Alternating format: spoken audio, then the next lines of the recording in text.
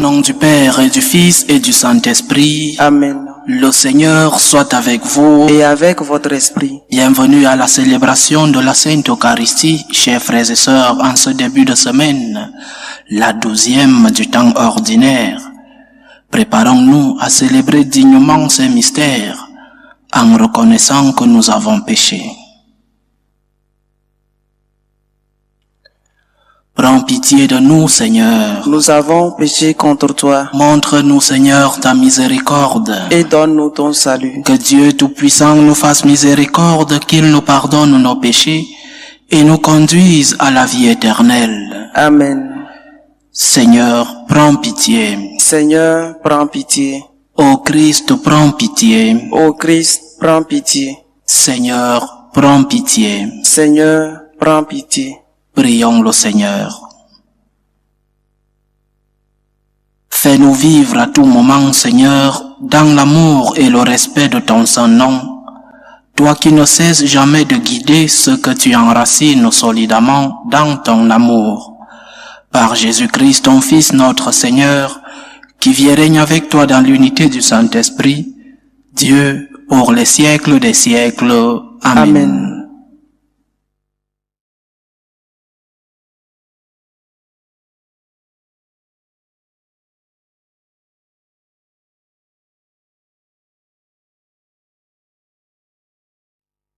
Lecture du livre de la Genèse. Lorsqu'Abraham eut atteint 99 ans, le Seigneur lui apparut et lui dit : « Je suis le Dieu puissant, marche en ma présence et sois parfait. » Dieu dit à Abraham : « Toi, tu observeras mon alliance, toi et ta descendance après toi, de génération en génération. Et voici l'alliance qui sera observée entre moi et vous, c'est-à-dire toi et ta descendance après toi. Tous vos enfants mâles seront circoncis. » Dieu dit encore à Abraham : « Sarai, ta femme, tu ne l'appelleras plus du nom de Sarai. Désormais, son nom est Sarah, c'est-à-dire princesse. Je la bénirai. D'elle aussi, je te donnerai un fils. Oui, je la bénirai, elle sera à l'origine de nations. D'elle proviendront les rois de plusieurs peuples. » Abraham tomba face contre terre. Il se mit à rire, car il se disait : « Un homme de 100 ans va-t-il avoir un fils, et Sarah va-t-elle enfanter à 90 ans ? » Et il dit à Dieu : « Accorde-moi seulement qu'Ismaël vive sous ton regard. » Mais Dieu reprit : « Oui, vraiment, ta femme Sarah va t'enfanter un fils. Tu lui donneras le nom d'Isaac. J'établirai mon alliance avec lui, comme une alliance éternelle avec sa descendance après lui. Au sujet d'Ismaël, je t'ai bien entendu. Je le bénis, je le ferai fructifier et se multiplier à l'infini. Il engendra 12 princes, et je ferai de lui une grande nation. Quant à mon alliance, c'est avec Isaac que je l'établirai, avec l'enfant que Sarah va te donner l'an prochain à pareille époque. » Lorsque Dieu eut fini de parler avec Abraham, il s'éleva loin de lui. Parole du Seigneur.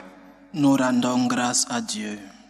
Voilà comment sera béni l'homme qui craint le Seigneur. Voilà comment sera béni l'homme qui craint le Seigneur. Heureux qui craint le Seigneur et marche selon ses voies. Tu te nourriras du travail de tes mains. Heureux es-tu, à toi le bonheur. Voilà comment sera béni l'homme qui craint le Seigneur. Ta femme sera dans ta maison comme une vigne généreuse, et tes fils autour de la table comme des plants d'olivier. Voilà comment sera béni l'homme qui craint le Seigneur. Voilà comment sera béni l'homme qui craint le Seigneur. De Sion, que le Seigneur te bénisse. Tu verras le bonheur de Jérusalem tous les jours de ta vie. Voilà comment sera béni l'homme qui craint le Seigneur. Alléluia, Alléluia, Alléluia, Amen, Alléluia. Le Christ a pris nos souffrances, il a porté nos maladies. Alléluia, Alléluia, Alléluia, Amen, Alléluia.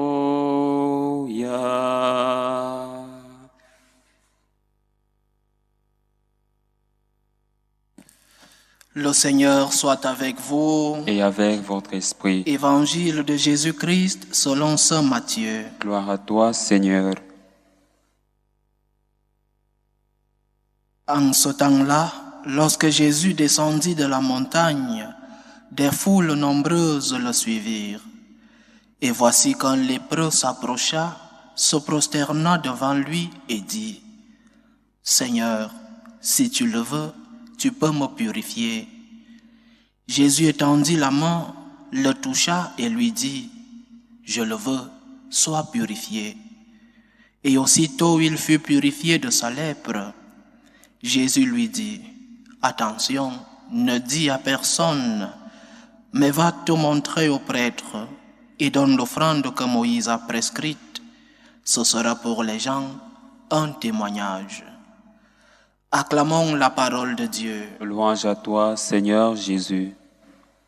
Il y a quelques jours, je lisais un article d'un journal d'une très grande congrégation de notre Église, où le brillant auteur de l'article disait qu'il ne faut pas prendre les paroles de l'Évangile à la lettre, qu'il ne fallait pas interpréter ces paroles à la lettre, que de même que on ne pouvait pas interpréter à la lettre le fait que Jésus dise que si ta main droite t'envoie au péché, coupe-la, on ne pouvait pas de même interpréter un autre fragment de l'Évangile qui dit que si un homme divorce de sa femme et se marie avec une autre, il commet l'adultère.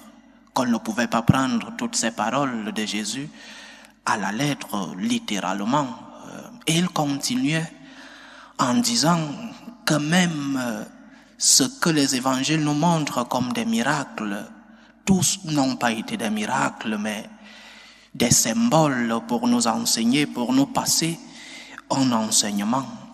Un brillant auteur, brillant prêtre d'une très grande congrégation de notre Église. Et je crois qu'il écrit cela avec l'accord de sa congrégation, du moins de ses supérieurs. Je crois qu'il est temps de dire dans notre Église et de le répéter à ceux-là qui veulent actualiser ou alors qui veulent modifier le message du Christ. Je crois qu'il est temps de leur dire qu'ils n'ont pas la foi. Je crois que c'est le mot qui convient de dire. La foi est un don et on ne peut pas être fâché si on ne l'a pas, parce que c'est le Seigneur qui donne la foi, le don de la foi. Et quand on n'a pas la foi, parfois, on induit d'autres brebis dans nos égarements, on induit d'autres fidèles dans notre obscurité, parce que ceux qui lisent cet article et qui n'ont pas de formation peuvent croire, parce que l'auteur est de grande renommée, parce que le journal est un journal d'une grande congrégation, alors ceux qui n'ont pas de formation peuvent prendre un article comme celui-là, comme une parole de vérité, comme un enseignement de notre Église. Les miracles de Jésus sont historiques. Le Seigneur a fait beaucoup de miracles et tout ce que nous enseignent les évangiles sont des miracles qui se sont produits. Et à la fin de l'évangile de Saint Jean, Jean nous dit, ce qui est écrit dans ce livre Et beaucoup plus d'autres choses ont été faites par Jésus. Et ces choses qu'un livre ne peut pas contenir. Jésus a fait des miracles. Des miracles sont historiques. Et il continue de le faire. C'est peut-être parce que nous ne croyons plus en la puissance de Dieu que nous disons que les miracles n'existent pas. C'est peut-être parce que nous ne croyons plus que Dieu agit dans notre histoire. Parce que nous ne croyons plus en la main de Dieu dans nos vies. Alors nous disons que le Seigneur n'a pas fait de miracles et que ce ne sont que des symboles, les évangiles où il y a des miracles pour nous transmettre un enseignement. Il faut le répéter.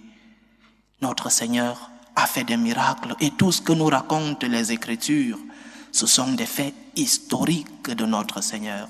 Et le miracle non seulement est un fait historique, mais aussi veut passer un enseignement.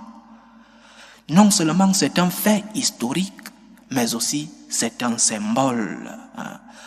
Si nous disons seulement que le miracle n'est qu'un symbole, nous enlevons le fait historique et donc nous enlevons en Jésus la toute-puissance qu'il est.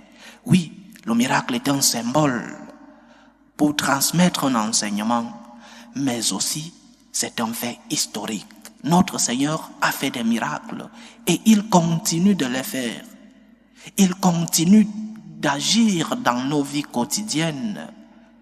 Il y a plein de témoignages des miracles de Dieu. Il y a, depuis les petits miracles quotidiens jusqu'aux miracles, aux grands miracles extraordinaires reconnus par notre Église, le Seigneur continue d'agir dans l'histoire. Et chaque miracle vient donc donner un enseignement précis. Le miracle d'aujourd'hui, le Seigneur purifie la lèpre de cet homme qui avait déjà souffert et à la fin, il lui donne un commandement. Va et donne l'offrande que Moïse a prescrite. Nous, franciscains de Marie, nous avons une phrase que j'ai toujours répétée dans ces méditations. Après une grâce, vient une action de grâce. Tu as reçu tant de grâce du Seigneur. La réponse que tu dois lui donner, c'est une action de grâce. Toutes les bénédictions que tu as reçues, tous les dons que tu as reçus du Seigneur, qu'est-ce que tu fais d'eux? Qu'est-ce que tu fais des dons que tu as reçus? Paul Claudel se demandait, qu'est-ce que j'ai fait du jeûne que j'ai été? Qu'est-ce que tu as fait du don que tu as reçu? De la jeunesse que tu as reçue, qu'est-ce que tu en as fait? Des biens matériels que tu as, qu'est-ce que tu as fait du don de Dieu, des grâces que le Seigneur t'a concédées? Ou alors tu crois que toutes les grâces que tu as, tous les biens que tu as, ce ne sont pas tes propres efforts. Ah oui, beaucoup ont des grâces parce qu'ils ont fait des efforts. Mais cela n'enlève en rien l'initiative première qui vient de Dieu. Parce que c'est Dieu qui nous donne des grâces. D'abord, nous collaborons avec l'œuvre de Dieu dans notre vie. Nous collaborons avec la grâce de Dieu par notre travail, par nos études, par nos sacrifices. Nous collaborons avec la grâce. Mais l'initiative première, l'origine de l'initiative vient de Dieu. Rends grâce à Dieu. Dis-lui merci. Reconnais que tout ce que tu as te vient de Dieu. Et le Seigneur te dit, une fois que tu as reconnu, va offrir une offrande à Moïse, dit l'évangile d'aujourd'hui. La réponse que tu dois donner, c'est de rentrer vers le Seigneur qui t'a donné toutes ces grâces. Va lui demander, Seigneur, qu'est-ce que je peux faire pour toi? Parce que j'ai reçu tant de choses venant de toi. Et moi, à mon tour, je vais m'offrir à toi. Seigneur, qu'est-ce que je peux faire? Qu'est-ce que je peux faire par gratitude pour tout ce que j'ai reçu de toi? Et le Seigneur te dira, par exemple, lève le regard. Regarde autour de toi. Beaucoup de gens ont besoin de toi, besoin de tes moyens, besoin de tes biens. Le Seigneur te dira un autre exemple. va à l'église, viens à ma rencontre, va prier. Le Seigneur te dira par exemple, transmets une éducation chrétienne à tes enfants et à tes petits-enfants. Après une grâce, vient une action de grâce. Et une action de grâce qui n'est pas seulement un merci, une action de grâce qui est aussi caractérisée par des œuvres de gratitude. Rends grâce à Dieu par des œuvres de charité. Pas un simple merci et ça va. Pas un simple merci Seigneur. Nous pouvons tous dire merci Seigneur quand nous nous levons le matin. Mais nous devons mettre une action de grâce, une gratitude avec des œuvres. Merci Seigneur, mais qu'est-ce que je peux faire pour toi? Merci Seigneur, mais je m'offre à toi par gratitude pour ce que j'ai reçu de toi. Et cela, nous dit le Seigneur dans l'évangile d'aujourd'hui, sera un témoignage pour les gens. Parce que la gratitude est le remède de l'âme. Parce que celui qui est ingrat porte une épine dans son cœur. Que c'est bien de rendre grâce, que c'est bien de dire merci, que c'est bien d'être reconnaissant pour tout ce que nous avons reçu, non seulement de Dieu, mais aussi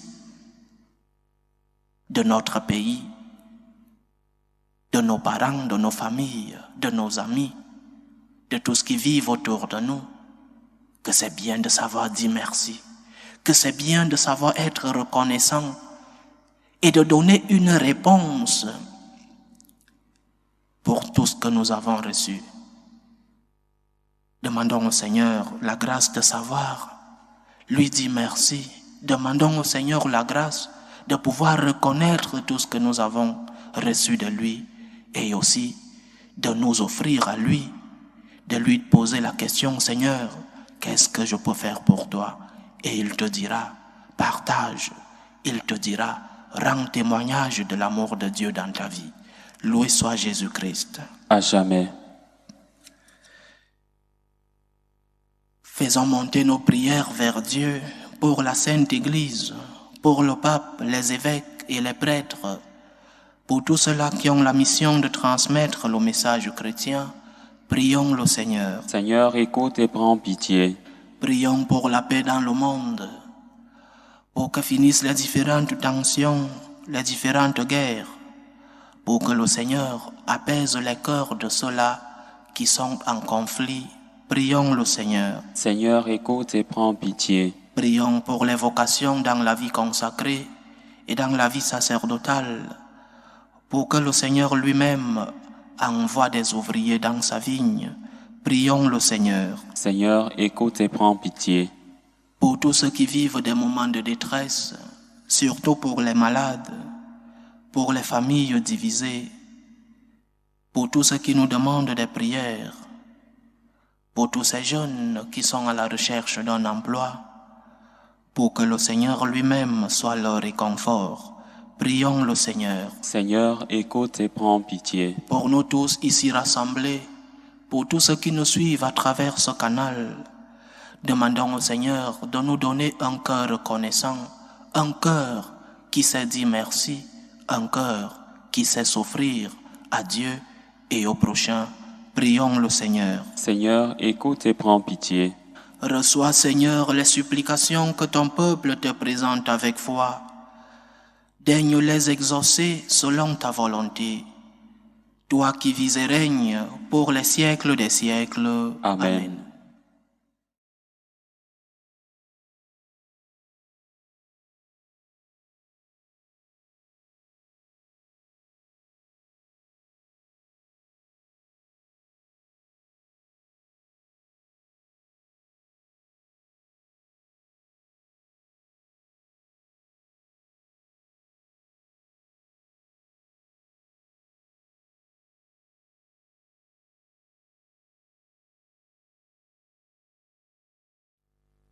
Tu es béni, Seigneur Dieu de l'univers, Nous avons reçu de ta bonté le pain que nous te présentons, fruit de la terre et du travail des hommes.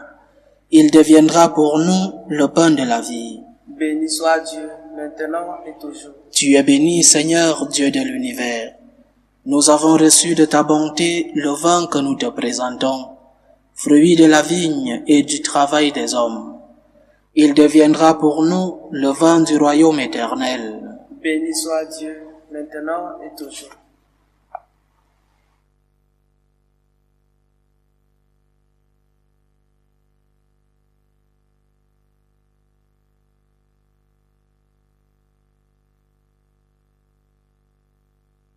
Prions ensemble, chers frères et sœurs, au moment d'offrir le sacrifice de toute l'Église. Pour la gloire de Dieu et le salut du monde. Accueille, Seigneur, le sacrifice de louange et de paix. Accorde-nous d'être purifiés par son action et de t'offrir un cœur qui te plaise. Par Jésus-Christ, ton Fils, notre Seigneur, qui vit et règne avec toi dans l'unité du Saint-Esprit, Dieu, pour les siècles des siècles. Amen. Le Seigneur soit avec vous. Et avec votre esprit, Élevons notre cœur. nous le tournons vers le Seigneur. Rendons grâce au Seigneur notre Dieu. Cela est juste et bon. Vraiment, il est juste et bon, pour ta gloire et notre salut, de t'offrir notre action de grâce toujours et en tout lieu. À toi, Père très saint, Dieu éternel et tout-puissant, par le Christ notre Seigneur. Le rappel de sa mort provoque notre amour. L'annonce de sa résurrection ravive notre foi, et l'attente de sa venue dans la gloire affermit notre espérance. C'est pourquoi, avec les saints et tous les anges, nous te louons et sans fin nous proclamons. Saint, Saint, Saint, le Seigneur Dieu de l'univers, le ciel et la terre sont remplis de ta gloire. Hosanna au plus haut des cieux. Béni soit celui qui vient au nom du Seigneur. Hosanna au plus haut des cieux. Toi qui es vraiment saint, toi qui es la source de toute sainteté, Seigneur, nous te prions. Sanctifie ces offrandes en répandant sur elles ton esprit, qu'elles deviennent pour nous le corps et le sang de Jésus le Christ, notre Seigneur. Au moment d'être livré et d'entrer librement dans sa passion, il prit le pain. Il rendit grâce, il le rompit et le donna à ses disciples en disant: Prenez et mangez-en tous, ceci est mon corps, livré pour vous.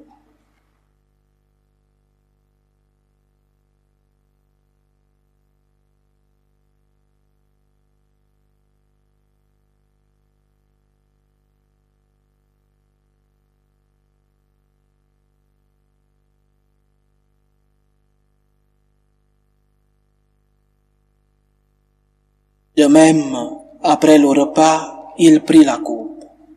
De nouveau, il rendit grâce et la donna à ses disciples en disant: Prenez et buvez-en tous, car ceci est la coupe de mon sang, le sang de l'alliance nouvelle et éternelle, qui sera versé pour vous et pour la multitude en rémission des péchés. Vous ferez cela en mémoire de moi.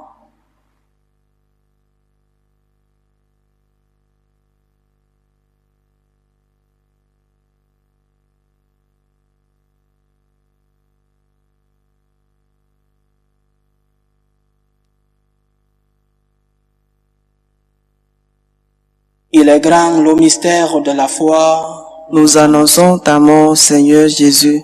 Nous proclamons ta résurrection. Nous attendons ta venue dans la gloire. En faisant ainsi mémoire de la mort et de la résurrection de ton Fils, nous t'offrons, Seigneur, le pain de la vie et la coupe du salut. Et nous te rendons grâce, car tu nous as estimés dignes de nous tenir devant toi pour te servir. Humblement nous te demandons qu'en ayant part au corps et au sang du Christ, nous soyons rassemblés par l'Esprit Saint en un seul corps. Souviens-toi, Seigneur, de ton Église répandue à travers le monde. Fais-la grandir dans ta charité, en union avec le pape François, notre évêque Carlos et tous ceux qui ont la charge de ton peuple. Souviens-toi aussi de nos frères et sœurs qui se sont endormis dans l'espérance de la résurrection. Et souviens-toi, dans ta miséricorde, de tous les défunts. Accueille-les dans la lumière de ton visage. Sur nous tous, enfants, nous implorons ta bonté. Permets qu'avec la Vierge Marie, la bienheureuse Mère de Dieu, avec Saint Joseph son époux, les apôtres et tous les saints qui ont fait ta joie au long des âges, nous ayons part à la vie éternelle et que nous chantions ta louange et ta gloire par ton Fils, Jésus le Christ.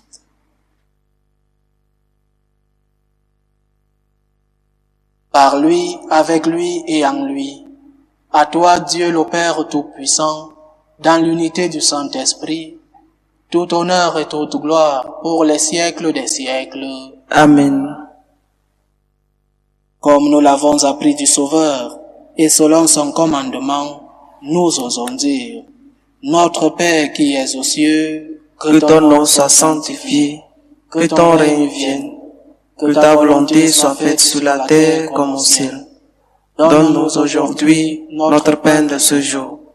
Pardonne-nous nos offenses, comme nous pardonnons aussi à ceux qui nous ont offensés. Et ne nous laisse pas entrer en tentation, mais délivre-nous du mal. Délivre-nous de tout mal, Seigneur, et donne la paix à notre temps.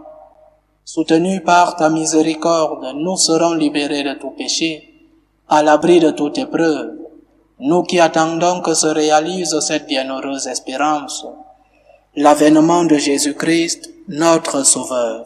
Car c'est à toi qu'appartiennent le règne, la puissance et la gloire pour les siècles des siècles. Seigneur Jésus-Christ, tu as dit à tes apôtres, je vous laisse la paix, je vous donne ma paix. Ne regarde pas nos péchés, mais la foi de ton Église. Pour que ta volonté s'accomplisse, donne-lui toujours cette paix et conduis-la vers l'unité parfaite. Toi qui vis et règnes pour les siècles des siècles. Amen. Que la paix du Seigneur soit toujours avec vous. Et avec votre esprit. Dans la charité du Christ, donnez-vous la paix. Agneau de Dieu, qui enlève les péchés du monde, prends pitié de nous. Agneau de Dieu qui enlève les péchés du monde, prends pitié de nous. Agneau de Dieu qui enlève les péchés du monde, donne-nous la paix.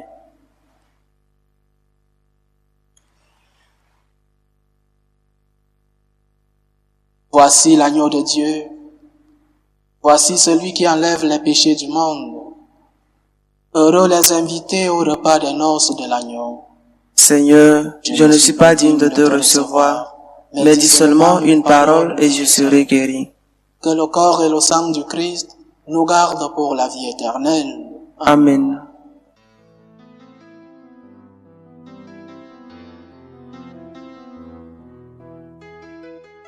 Communion spirituelle. Mon Jésus, je crois en votre présence dans le très saint sacrement. Je vous aime plus que toute chose, et je désire que vous veniez dans mon âme. Je ne puis maintenant vous recevoir sacramentellement dans mon cœur. Venez-y au moins spirituellement.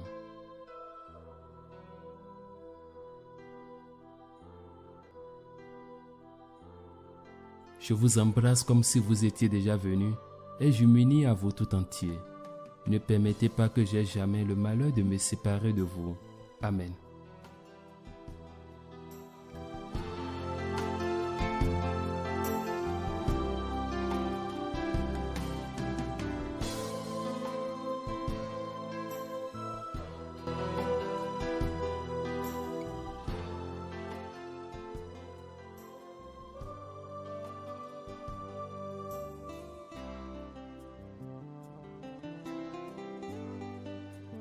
Achevons notre prière.